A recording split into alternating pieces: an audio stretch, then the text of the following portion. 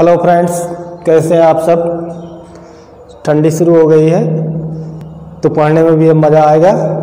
तो कुछ ना कुछ पढ़ाई ज़्यादा होने लगेगी, क्योंकि आसपास आपको भागना दौड़ना नहीं रहता। एक जगह आपको बैठ कर करना क्या है, सिर्फ पढ़ाई करना है। चलिए, आज हमारा विज्ञान में है इकाई 6 जीव जगत। हम आप जानते हैं कि जीव जगत का मतलब होता है जितने भी अपने आसपास चीज़ें, यानी कि प्रकृति में जितनी भी चीज़ें रहती हैं वो दो ही प्रकार की होती हैं, या तो सजीव होती है या तो निर्जीव होती हैं। सजीव जब मर जाते हैं तो उन्हें मृत कहते हैं, लेकिन जितनी भी चीज़ें हमें आसपास दिखाई देती हैं वो सजीव होती हैं या निर्जीव होती हैं। अपने आसपास हम विभिन्न प्रकार की चीज़ों को देखते हैं, जैसे पेड़ पौधे, जीव जंतु, पत्थर, नाली, पानी और अन्य प्रकार की विभिन्न चीज़ें देखते हैं। तो या तो वो सजीव होंगी या निर्जीव होंगी।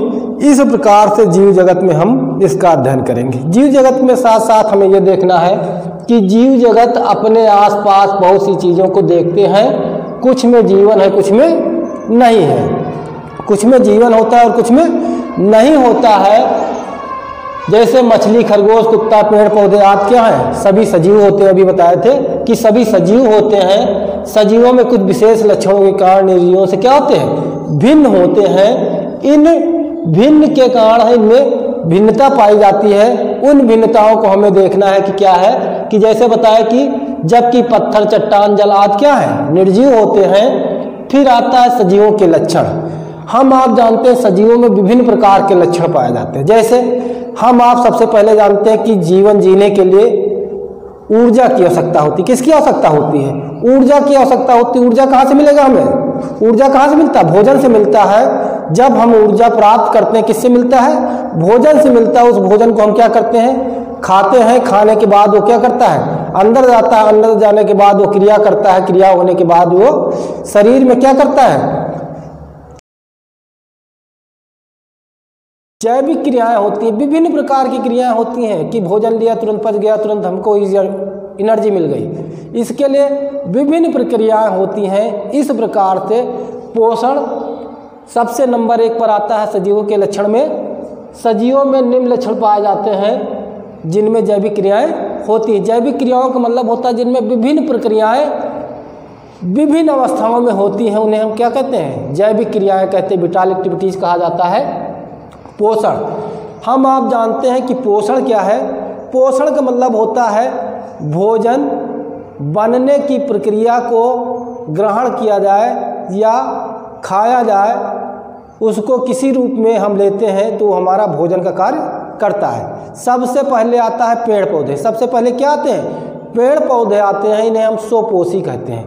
पेड़ पौधे अपना भोजन स्वयं बनाते हैं, इन्हें इसलिए स्वपोषी कहा जाता है, ऑटोट्रॉफ्स कहा जाता है। स्वपोषी कौन होते हैं, पेड़ पौधे होते हैं जिन्हें हम स्वपोषी कहते हैं। स्वपोषी क्या होता है, पेड़ पौधे अपना भोजन प्रकाश की उपस्थिति में मिट्टी यानी कि पृथ्वी से पानी लेते हैं। जो हरे पेड़ पौधे होते हैं उनमें प्रकाश के द्वारा कार्बन डाइऑक्साइड की संयुक्त क्रिया से भोजन बनता है। इस प्रक्रिया को प्रकाश संश्लेषण कहते हैं। क्या कहते हैं, प्रकाश संश्लेषण कहते हैं। प्रकाश संश्लेषण की इस क्रिया के द्वारा पौधे अपना भोजन का निर्माण करते हैं, इसलिए इन्हें स्वपोषी कहा जाता है।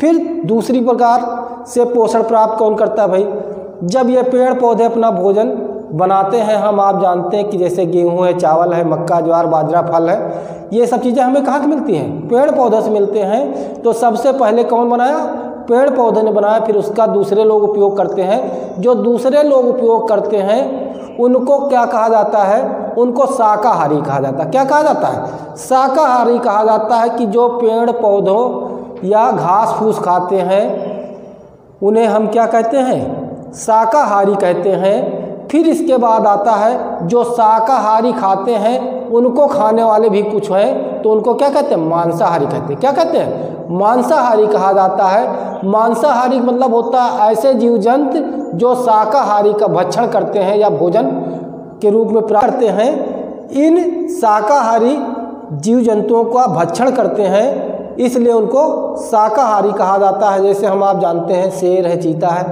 बिल्ली, ये सब क्या है, मांसाहारी। फिर आता है इसके बाद हम देख लेते हैं फिर से पोषण।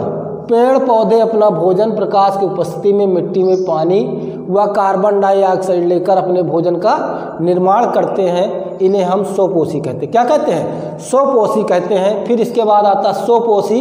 स्वपोषी का मतलब है जो पेड़ पौधों को खाते हैं उन्हें हम क्या कहते हैं? शाकाहारी कहते हैं। क्या कहते हैं? शाकाहारी कहते हैं। कुछ जंतु अपना भोजन पेड़ पौधों से प्राप्त करते हैं, उन्हें हम शाकाहारी कहते हैं। जैसे गाय, बकरी, भेड़ आदि क्या है? शाकाहारी। फिर इसके बाद आता है मांसाहारी। मांसाहारी क्या होती है? जो शाकाहारी का भक्षण करते हैं। कुछ जंतु शाकाहारी जंतुओं का भक्षण करते हैं, उन्हें मांसाहारी कहा जाता है। जैसे शेर, चीता, बिल्ली आदि। इसके बाद आता है सर्वाहारी। चलिए अब देखते हैं सर्वाहारी। अभी हमने बताया था कि सर्वाहारी कैसे होते हैं।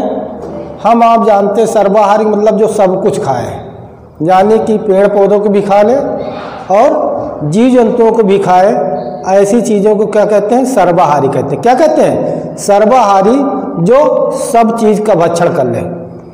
तो मनुष्य एक ऐसा चीज़ है जो सर्वाहारी है। हम आप देखे होंगे कि मनुष्य क्या है? पेड़ पौधों को भी खा लेता है और जीव जंतुओं को भी खा लेता है। ऐसी चीज़ों को क्या कहते हैं? सर्वाहारी। फिर आता है श्वसन। श्वसन क्या है भाई? हम आप जानते हैं जो सजीव होते हैं उनमें श्वसन होती है। श्वसन के द्वारा ऑक्सीजन का अंदर प्रवेश होना और कार्बन डाइऑक्साइड के बाहर निकलने की जो प्रक्रिया होती है उसी को श्वसन कहते हैं। सामान्य अर्थों में श्वसन का अर्थ होता है ऑक्सीजन का अंदर जाना, कार्बन डाइऑक्साइड के बाहर निकलने की जो प्रक्रिया होती है उसी को श्वसन कहते हैं। लेकिन श्वसन एक बहुत ही जटिल प्रक्रिया है। इसके द्वारा जब ऑक्सीजन अंदर जाता है तो ऑक्सीकरण होता है। क्या होता है? ऑक्सीकरण होता है। ऑक्सीकरण के द्वारा भोजन का पाचन होता है। उसके द्वारा हमें क्या मिलता है? ऊर्जा मिलती है।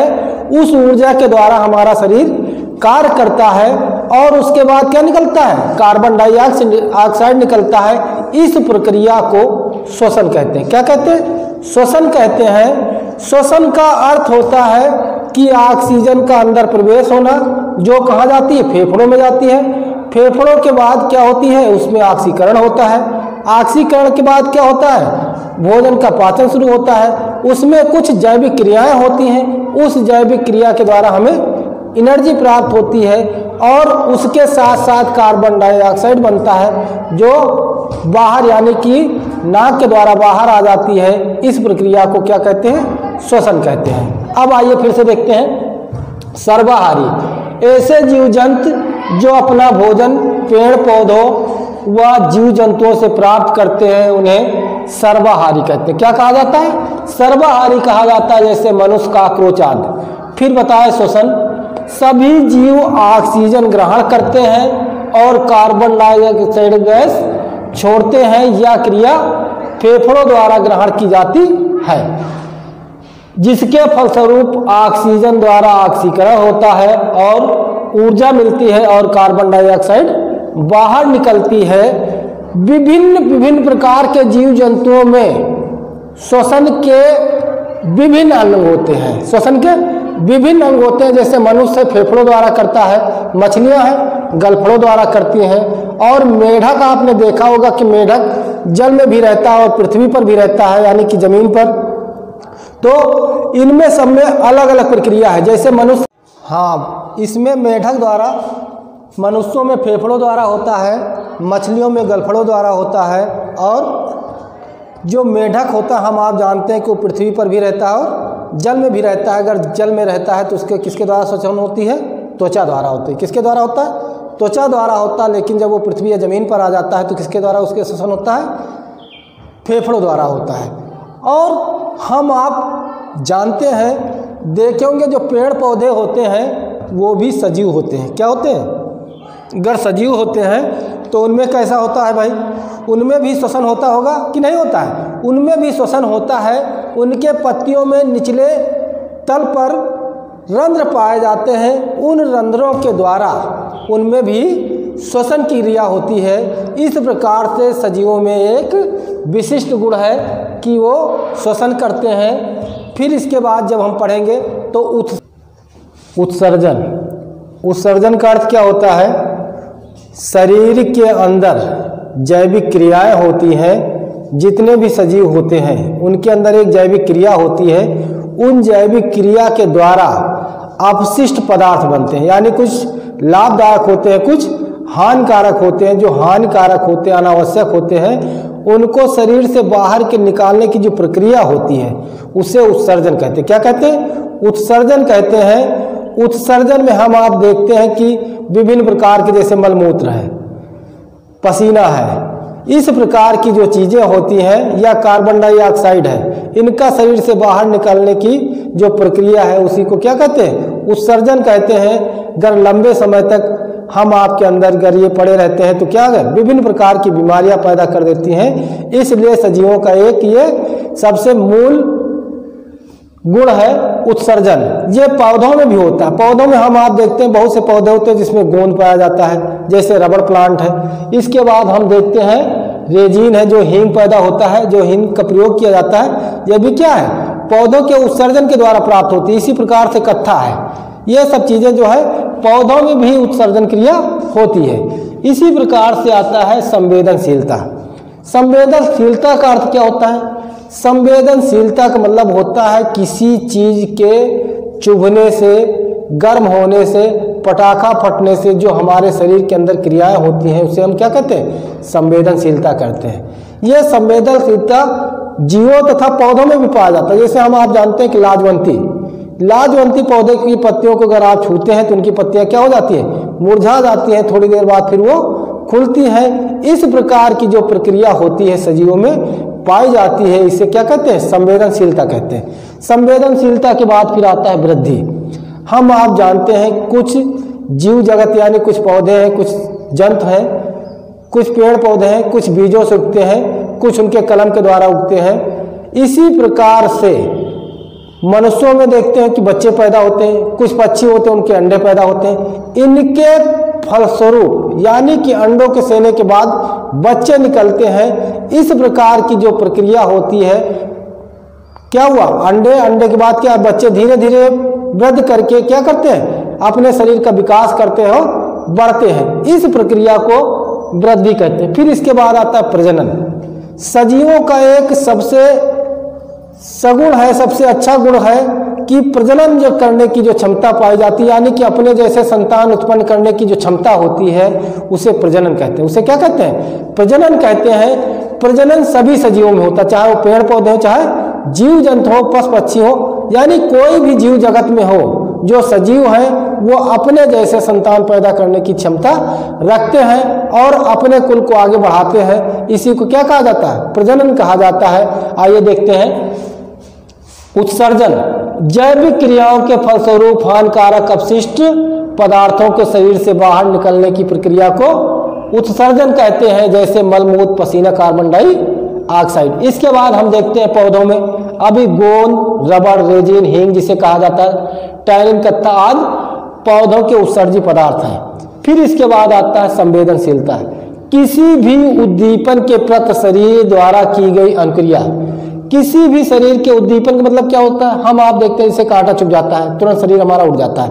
गर्म वस्त्र पकड़ लेते हैं, क्या हमारा हाथ तुरंत हट जाता है। इस प्रकार की जो उद्दीपन की शरीर में प्रक्रिया होती है, अनुक्रिया होती है, उसे संवेदनशीलता कहते हैं। जैसे पटाखा फटता है, बहुत दूर पटाखा फटता है तो क्या होता है? हम आप थोड़ा कांप जाते हैं तुरंत हमारे, यानी कि ये जो गर्म वस्त्र है पौधों में छुई हुई लाजवंती आदि संवेदनशीलता जीवों की क्या प्राकृतिक संवेदनशीलता होती है। प्राकृतिक मतलब होता है नेचर के द्वारा ये हमें मिला हुआ है, जिसके द्वारा हमें संवेदनशीलता होती है। फिर इसके बाद आता है वृद्धि। अभी बताया गया था अंडों से चूजा निकलना, चूजे से धीरे धीरे वृद्ध होना, छोटे बच्चों का पैदा होना, फिर क्या होता है? धीरे धीरे वृद्ध करते वो शरीर का विकास होता है और निश्चित समय तक ही विकास होता है, उसके बाद बंद हो जाता है। फिर इसके बाद आता है प्रजनन।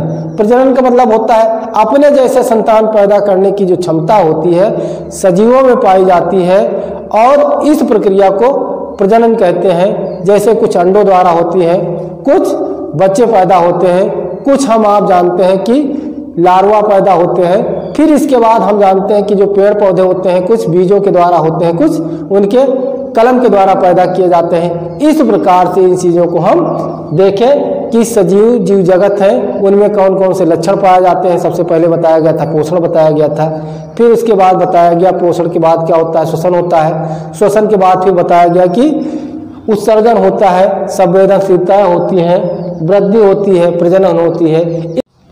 चलिए अभी तक हम देख रहे थे प्रजनन, इसके बाद अगली कड़ी है कि जो भी चीज़ें हैं यानी कि जो सजीव होते हैं उनमें एक निश्चित अवधि होती है जिनके बाद उनकी मृत्यु हो जाती है। हम आप जानते हैं कि किसी का जन्म होना स्वाभाविक है, उसी प्रकार से उसकी मृत्यु भी निश्चित होती है। इसी प्रकार से निश्चित जीवन अवधि के पश्चात मृत्यु होती सभी सजीव, चाहे जीव जंतु हो चाहे पेड़ पौधे हों, उनका एक जीवन चक्र होता है।